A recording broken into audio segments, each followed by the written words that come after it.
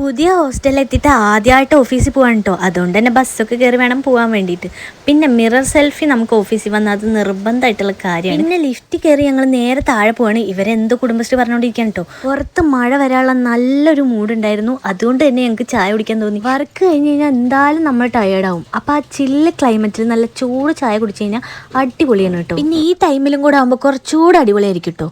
പിന്നെ ചായ എന്നൊക്കെ പറഞ്ഞ് നമ്മൾ ഇറങ്ങുമെങ്കിലും കഴിച്ച് വരുമ്പോഴേക്കും ചായയും കടിയും പിന്നെ നമുക്ക് എന്തൊക്കെ വേണോ അതൊക്കെ നമ്മൾ കഴിച്ചിട്ടുണ്ടാവും. പിന്നെ ചായ കുടിക്കുമ്പോൾ മാത്രം വരുന്ന ചില പ്രത്യേക കഥകളും കൂടെ കഴിഞ്ഞതിന് ശേഷം ഞങ്ങൾ നേരെ റൂമിൽ പോയിട്ടു. പിന്നെ പുതിയ ഹോസ്റ്റലിലേക്ക് മാറിയതിൻ്റെ മെയിൻ ഉദ്ദേശം ഞങ്ങൾക്ക് ഫുഡ് നല്ലതുപോലെ വെച്ച് കഴിക്കുക എന്നുള്ളത് ആയതുകൊണ്ട് തന്നെ നമുക്ക് ഫുഡ് വെക്കാൻ ആവശ്യമായിട്ടുള്ള സാധനങ്ങളൊന്നും നമ്മൾ വാങ്ങിയിട്ടുണ്ടായിരുന്നില്ല.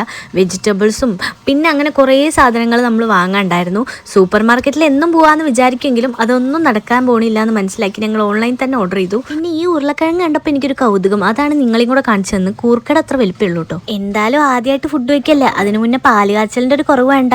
എന്തായാലും പാല് തിളച്ചു പോയപ്പോൾ ഞങ്ങളതൊരു പാല് കാച്ചലായി ഏറ്റെടുത്തു ഗൈസ്. പിന്നെ റൂമിലെ ഐറ്റംസ് എല്ലാം അടുക്കി പെറുക്കി വെച്ചതിന് ശേഷം നമുക്ക് കുറച്ച് അലക്കാനുണ്ടായിരുന്നു.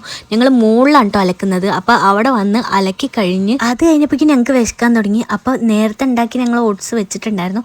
അത് നേരെ കഴിച്ച് കിടന്നുറങ്ങി.